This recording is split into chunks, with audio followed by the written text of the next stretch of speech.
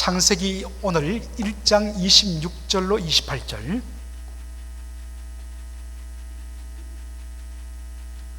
세 구절인데 우리 26절부터 28절까지 다 같이 한 목소리로 함께 읽도록 하겠습니다. 하나님이 가라사대 우리의 형상을 따라 우리의 모양대로 우리가 사람을 만들고 그로 바다의 고기와 공중의 새와 육축과 온 땅과 땅에 기는 모든 것을 다스리게 하자 하시고, 하나님이 자기 형상 곧 하나님의 형상대로 사람을 창조하시되 남자와 여자를 창조하시되 하나님이 그들에게 복을 주시며 그들에게 이르시되 생육하고 번성하여 땅에 충만하라. 땅을 정복하라. 바다의 고기와 공중의 새와 땅에 움직이는 모든 생물을 다스리라 하시니라. 아멘. 오늘 저는 하나님을 보여주라, Revealing God's Image, 하나님의 형상을 드러내는 것, 이란 제목으로 말씀을 전하기를 원합니다. 여러분, 형상이란 무엇일까요? 사전적인 의미를 보면 사람이나 사물들의 모양을 실물 그대로 재현해 놓은 것, 이미테이션, 이것을 이미지, 형상이라고 그렇게 사전은 정의합니다. 저희 가족이 이 워싱턴 DC에 온 지 이제 3년이 다 돼가는데 그동안 한 번도 가보지 못했던 곳이 이 주위에 있었습니다. 그것이 바로 여러분이 잘 아시는 내셔널 하버였습니다. 땡스기빙 연휴 때에 저희 가족이 함께 갔는데 참 좋았습니다. 얼마나 참 아름다운지. 그런데 유독 제 눈길을 사로잡는 것이 있었습니다. 여러분도 보셨을 것입니다. 내셔널 하버 그 계단을 걸어 올라가면 바로 이쪽으로 크리스마스 트리가 이렇게 형성되어 있는데 바로 그 앞에 저렇게 군인들의 모양들, 밀리터리 스테이투스라고 되어 있던데, 육해 공군 해병대, 그리고 이 연안 경비대, 우리로 말하면 해양 경찰이죠. 그런 군인들의 모양들을 형상해 놓은 것을 보게 되었습니다. 정말 가까이 보니까 이 전투기 조종사 마치 그냥 그 사람이 와 있는 것처럼 보였습니다. 얼마나 생동감 있게 잘 만들었는지 모릅니다. 이것을 형상, 이미지라고 이야기합니다. 창세기 1장 26절에도 바로 이 형상이란 말이 나옵니다. 창세기 1장 26절 우리 한번 읽어보겠습니다. 하나님이 가라사대 우리의 형상을 따라 우리의 모양대로 우리가 사람을 만들고 그로 바다의 고기와 공중의 새와 육축과 온 땅과 땅에 기는 모든 것을 다스리게 하자 하시고, 하나님의 형상, 우리 인생들은 하나님의 형상을 따라 지음받은 존재다 라고 이야기하고 있습니다. 하나님의 형상을 따라 우리가 지음받았다 했을 때 여러분 무슨 그림이 그려지십니까? 형상하면, 이미지하면 우리의 얼굴 모양, 우리의 이런 겉으로 보이는 몸의 모양을 떠올리게 될 것입니다.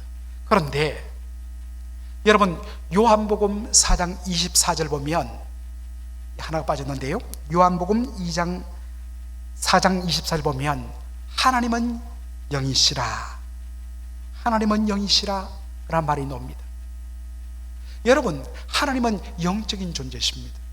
우리처럼 살과 뼈를 가진 육체적인 존재가 아니라 비육체적인 영적인 존재이십니다.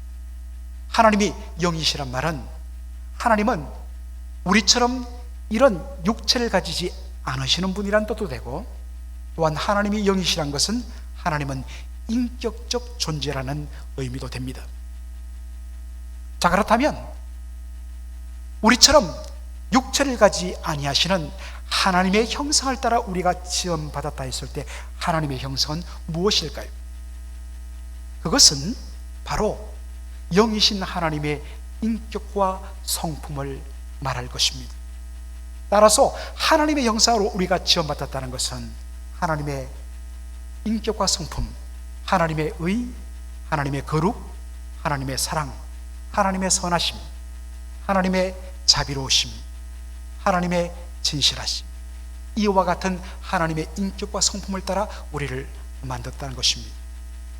하나님의 형상으로 지원받은 우리들, 얼굴 모양 생김새 다 다릅니다만 공통적으로 우리의 마음속에는 이와 같은 성품들이 들어있는 것입니다. 물론 타락하고 부패해서 하나님의 형상이 어그러지고 왜곡되었지만 예수 그리스도 안에서, 우리가 그리스도 예수 안에서 새로운 피조물이 되었습니다. 그러므로 예수 믿고 구원받은 우리에게는 하나님의 의, 하나님의 사랑, 하나님의 거룩, 하나님의 선하심과 인자심, 진실하심, 이와 같은 것들이 들어있는 것입니다. 여러분들, 자식을 보면 부모가 누구인지를 알 수가 있습니다. 자녀의 얼굴뿐만 아니라 그의 행동과 특별한 습관들, 부모의 것을 그대로 담습니다. 우리 사람은 하나님의 형상으로 지음받았다 했습니다.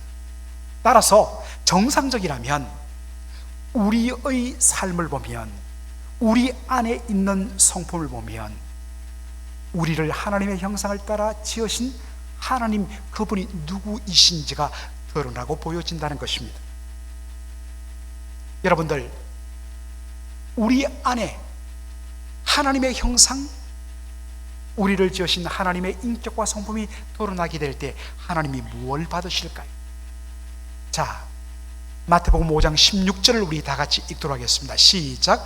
이같이 너희 빛을 사람 앞에 비추게 하여 저희로 너희 착한 행실을 보고 하늘에 계신 너희 아버지께 영광을 돌리게 하라. 여러분, 하나님께 영광을 돌린다는 것이 무슨 의미일까요? 연말에 미국도 마찬가지지만 한국에 보면 특별히 방송 3사에서 각종 대상을 줍니다. 시상식을 하는데 특별히 크리스찬들이 최우상을 받고 대상을 받을 때 나와서 이 모든 영광을 먼저 하나님께 돌립니다. 크리스찬 선수들이 올림픽에서 메달을 땄을 때 하나님께 먼저 영광을 돌립니다. 참 가슴 뭉클하지요. 이것이 우리에게 하나님께 영광을 돌린다는 이미지로 자리 잡고 있습니다. 그러나 성경적 의미에서 하나님의 영광은 우리가 하나님께 무언가, 우리에게 있는 무언가를 드림으로 하나님의 영광이 드러난 건 아닙니다. 성경이 말하는 하나님의 영광은 무엇일까요? 성경적 의미에서 영광, 글로리는 reflection, 반사입니다. 어린 시절에 우리가 장난 많이 쳤죠. 햇빛이 쫙 내리 비칠 때에 무엇을 하게 되죠? 거울을 가지고 그 햇빛을 향하여 대면 거울을 통하여 햇빛이 뭐가 되죠? 반사가 됩니다. 햇빛의 그 강렬함이, 그 빛의 찬란함이 거울을 통하여 그대로 전달되는 것, 이것을 반사, 리플렉션이라고 얘기합니다. 하나님의 영광은 뭐냐? 우리는 하나님의 형상, 하나님의 형상은 눈에 보이지 아니하는 하나님의 인격과 성품이라고 했죠. 하나님의 형상대로 지음받은 우리가, 그리고 예수 그리스도 안에서 새롭게 구원받고 새롭게 지음받은 새로운 피조물 된 우리의 삶을 통해서 하나님의 인격이, 예수님의 사랑과 의와 거룩과 진실과 선하심의 성품이 세상 속에 드러날 때, 반사되어질 때에 무엇이 선포되는가? 하나님께 영광이 선포된다는 것입니다.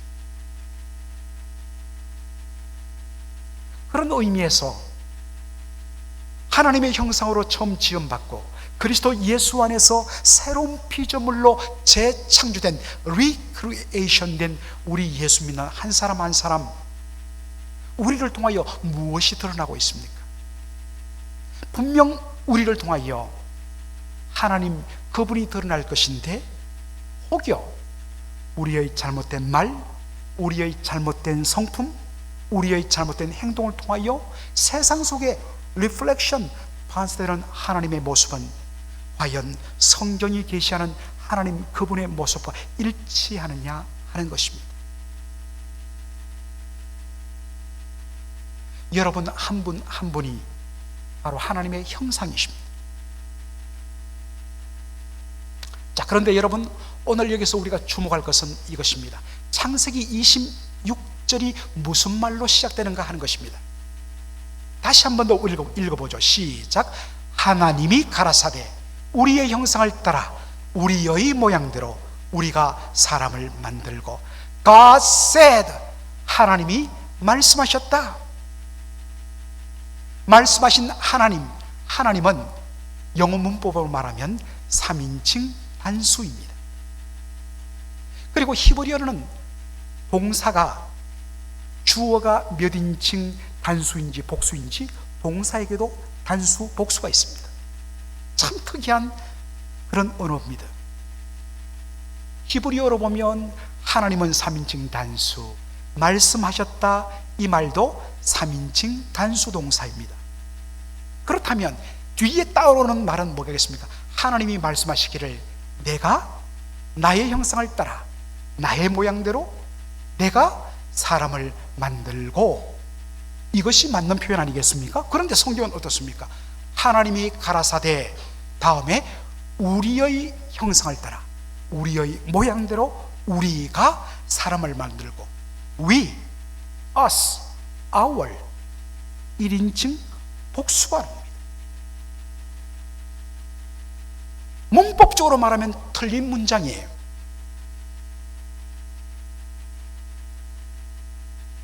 여러분, 모세가 창세기를 성령의 영감으로 기록했다고 저희들은 그렇게 알고 있고 믿고 있습니다. 모세가 이것을 몰랐을까요? 분명 알았습니다. 그러나 의도적으로 이 표현을 썼습니다. 이유는 뭘까요? 여러분, 이것을 우리가 어떻게 이해할까요? 여기에 놀라운 신비, 힌트가 들어있습니다. 자, 여러분들, 우리가 믿는 하나님은 어떤 분이십니까? 우리가 믿는 하나님, 우리가 하나님을 믿는다 했을 때 우리는 보통 하나님 하면 성부 하나님을 떠올립니다. 그러나 엄격하게 말해서 우리가 믿는 성경이 계시하는 하나님은 성부, 성자, 성령, 삼위일체 하나님입니다. 우리 기독교 신앙은 삼위일체로 존재하시는 하나님을 믿습니다.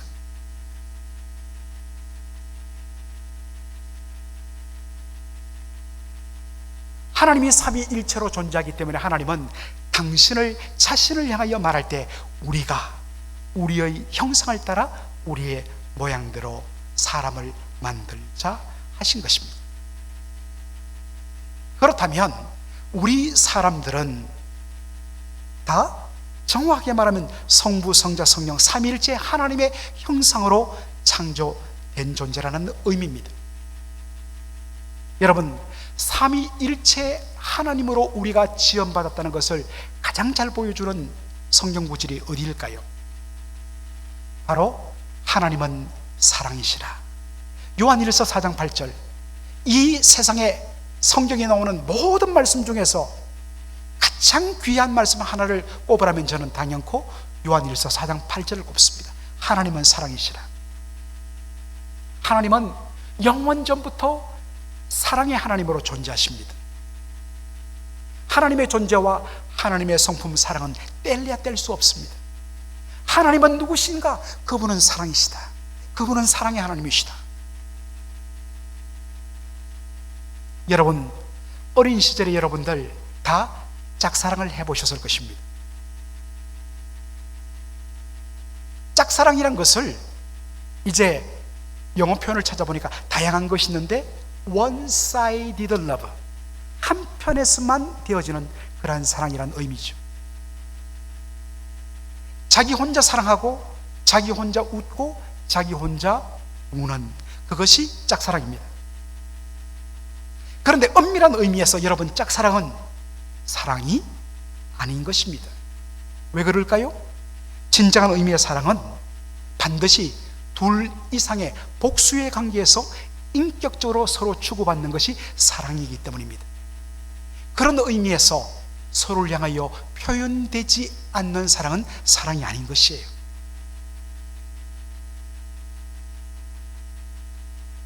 사랑은 반드시 서로 간에 인격적으로 표현되어지고 나누어지는 것이 사랑인 것입니다.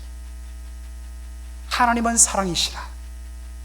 영원 전부터 사랑으로 존재하시는 하나님, 사랑이라는 것은 반드시 복수 이상의 관계에서 주고받는 것이라 했습니다. 그렇다면 하나님이 사랑이란 것은 무슨 의미일까요? 하나님은 영원 전부터 성부, 성자, 성령 삼위일체로 존재하시고, 성부, 성자, 성령 삼위일체 하나님은 서로를 향하여 세워주고 사랑하고 축복하고 섬겨주고 서로를 온전히 높이는 사랑의 관계로 이루어져 있는 것을 우리가 보게 됩니다.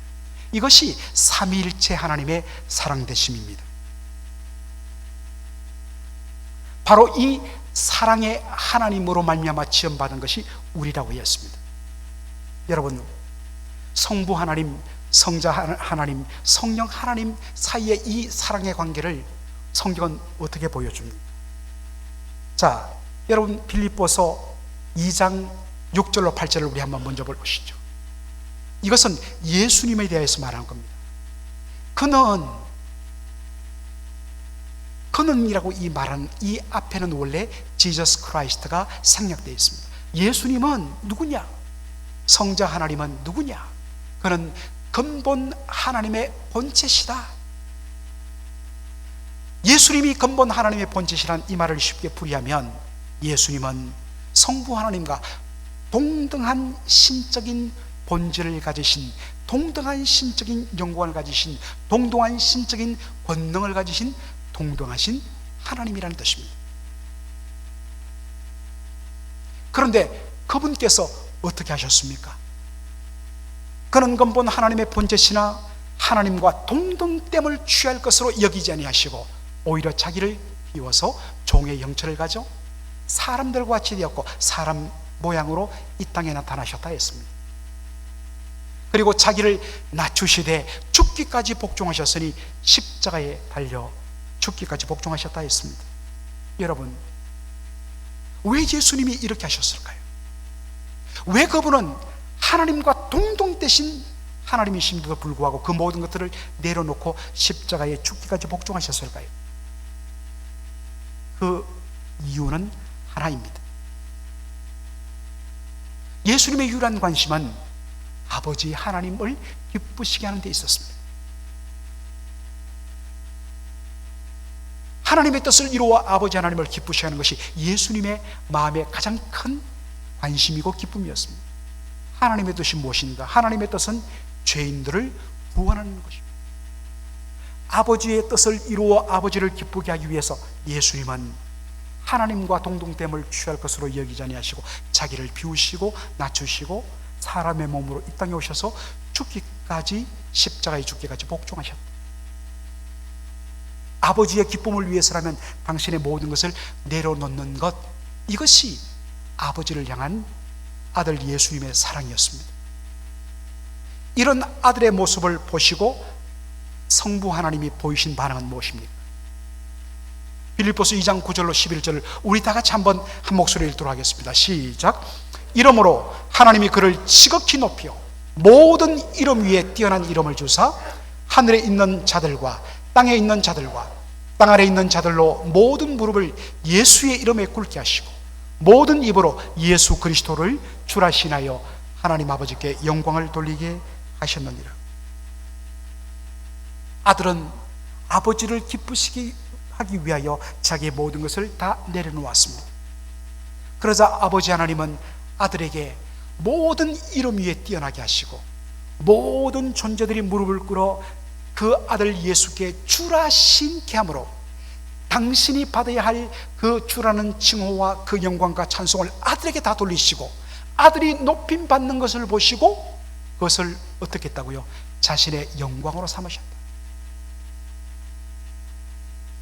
연말에 한국의 큰 대기업에서 남매끼리 재산 때문에 싸우고 분에 못 이겨서 엄마의 집에 찾아가서 엄마에게 행패를 부리는 돈 때문에, 돈과 권력 때문에 아버지와 자식들이 싸우고 형제들이 나누어지는 일들이 비일비재합니다. 그런데 성부 하나님은 당신에게 돌려지는 그 모든 영광의 찬송들을 아들이 다 받도록 하시고 그것을 바라보면서 영광으로 삼으셨다. 성령 하나님은 어떻습니까? 여러분, 요한복음 16장 13절로 14절 보면 진리의 성령이 오셨을 때 나타나는 일입니다. 그가 너희를 모든 진리 가운데로 인도하시리니 그가 자의로 말하지 않고, 성령님도 자신의 뜻이 있습니다. 자신의 주장이 있습니다. 그러나 그것을 드러내지 않아요. 오직 듣는 것을 말하며 장래일을 너희에게 알리시리라. 그가 내 영광, 여기에 my glory는 누구의 영광입니까? 예수님의 영광입니다. 그리스도의 영광입니다. 성령님은 자신을 드러내는 것이 아니라 그리스도의 영광을 나타냅니다. 자신의 것을 가지고 알리는 것이 아니라 예수님, 예수 그리스도의 그 진리의 말씀을 드러내시는 일을 합니다. 이처럼 성부, 성자, 성령 하나님은 자기를 높이지 않습니다. 자기의 것을 주장하지 않습니다. 자기를 드러내지 않습니다. 오히려 아버지는 아들을 높이고 아들은 아버지를 영화롭게 하고 성령님은 자기를 감추고 성부, 성자 하나님을 드러내고 영화롭게 하십니다. 이것을 보여주는 것이 뭐라고요? 하나님은 사랑이시라. God is love입니다. 여러분, 하나님이 뭐라고 말씀하십니까?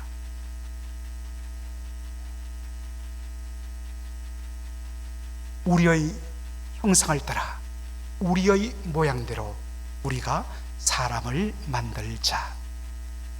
우리 모든 사람들은 성부, 성자, 성령 삼위일체 하나님의 형상으로 지음받은 존재입니다. 그렇다면 우리를 지으신 분이 성부, 성자, 성령 삼위일체 하나님이시란 것을 무엇으로 눈에 보이지 않는 하나님을 세상에 보여줄 것입니까? 그것은 바로 사랑이죠. 우리가 서로 사랑하고 서로 품어주고 서로 위해주고 서로 참아주고 서로 높여주는 사랑의 모습으로, 그 삶으로 우리를 지으신 분이 성부, 성자, 성령 삼위일체 하나님이란 것을 세상 속에 드러낸다는 것입니다. 이것 때문에 예수님이 우리에게 이렇게 말씀하셨습니다. 요한복음 13장 34절로 35절을 우리 한 목소리로 읽겠습니다. 시작. 계명을 너희에게 주노니 서로 사랑하라. 내가 너희를 사랑한 것 같이 너희도 서로 사랑하라. 너희가 서로 사랑하면 이로써 모든 사람이 너희가 내 제자인 줄 알리라.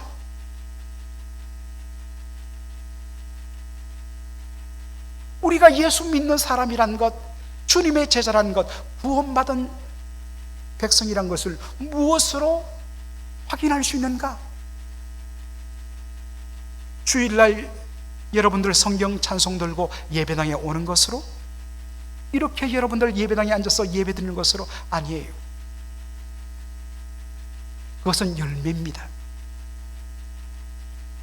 확인의 바로 출발점 본질은 서로 사랑입니다. 서로 사랑함이 없으면 우리가 하나님의 백성인 줄, 구원받은 주의 성도인 줄, 예수님의 제자인 줄 확인할 길이 없다고 말합니다. 사랑하는 성도 여러분, 우리 개인 한 사람 한 사람이 하나님의 형상을 닮은, 하나님의 인격과 성품을 닮은 우리의 삶을 통하여 하나님 그분이 누구이신지를 반사해야 합니다. 예수 믿는 믿음의 사람들이 모인 믿음의 공동체 교회는 삼위일체 하나님, 우리가 믿는 그분이 어떤 분이심을 드러내는 일을 해야 하는 것입니다. 삼위일체 하나님은 어떻게 하셨습니까? 자기를 낮추시고 자기를 감추시고 서로를 높이며 서로를 존중하며 서로를 섬기며 서로를 축복하며 세워주는 것으로 삼일체 하나님은 서로 모습을 드러내십니다. 여러분, 바로 이것이 삼일체 하나님을 교회가 드러내는 방법입니다. 여러분, 교회는 무엇입니까? 교회는 문제없는 사람이 모인 곳이 아닙니다. 문제 많은, 허물 많은 죄인들이 은혜 받아 모인 공동체입니다. 당연히 문제가 많습니다. 당연히 허점이 많습니다. 실수투성입니다. 그런데 왜 하나님이 그들을 모아서 세상 속에 하나님을 드러내게 하십니까? 부족한 허물은 서로 덮어주고 품어주고, 상대방의 허물을 보면서 오히려 내 눈에 그보다 훨씬 더 큰 들보가 박혀 있음을 보고 회개하며 돌이키도록 하나님 모아주신 것이 교회입니다. 교회는 서로를 향하여 세상이 할 수 없는, 서로를 향하여 끌어내리고 서로를 비방하는 세상과 달리 교회는 서로를 축복하고 서로를 세워주고 함께 축복하도록 부름받은 공동체입니다.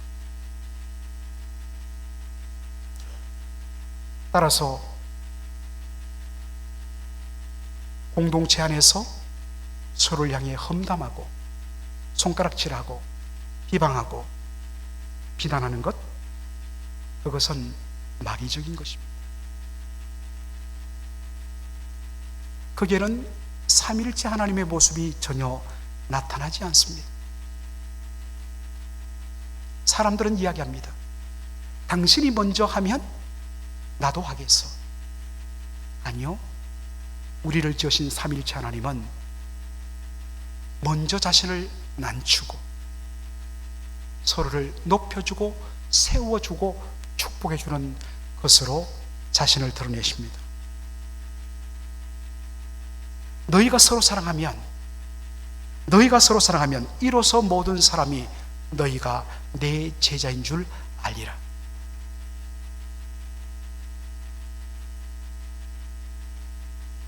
여러분, 교회는 무엇으로 하나님의 위대하심을 드러낼 것입니까? 교회 역사상 교회가 가장 힘이 세고 가장 숫자가 많이 모이고 가장 돈과 권력이 충만했을 때 교회는 부패했습니다. 오히려 하나님을 탐욕적인 신으로 전락시켰습니다.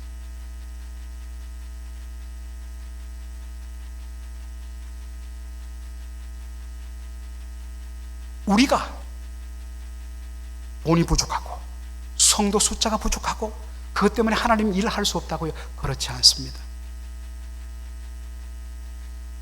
세상이 줄 수 없는, 세상이 가질 수 없는,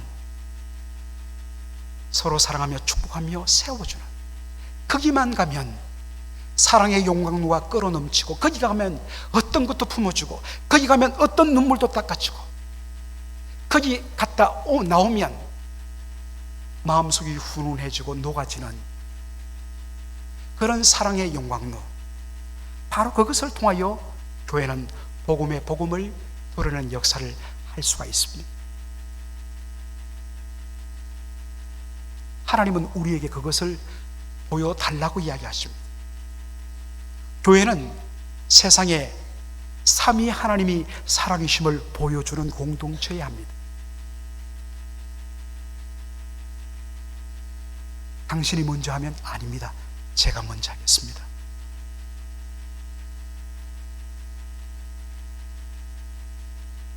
여러분, 한번 해봐야 합니다. 그리고 한번 해보는 것이 아니라 반드시 해야 합니다.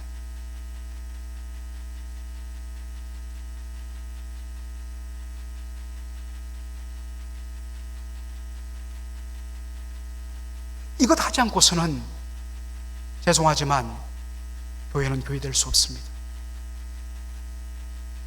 제발 서로를 향한 손가락질, 서로를 향한 비방, 이거 주의 십자가에 못 박아야 합니다.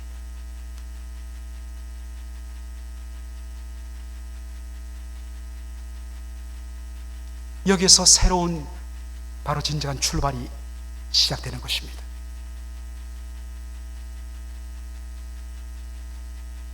하나님께서는 우리를 지으신 하나님이 어떤 분이신지를 세상에 드러내도록 그렇게 원하십니다. 우리 각자 한 사람 한 사람뿐만 아니라 우리의 공동체가 우리 하나님의 사랑이심을 드러내며 선포하는 그런 은혜의 공동체가 되기를 간절히 소원합니다.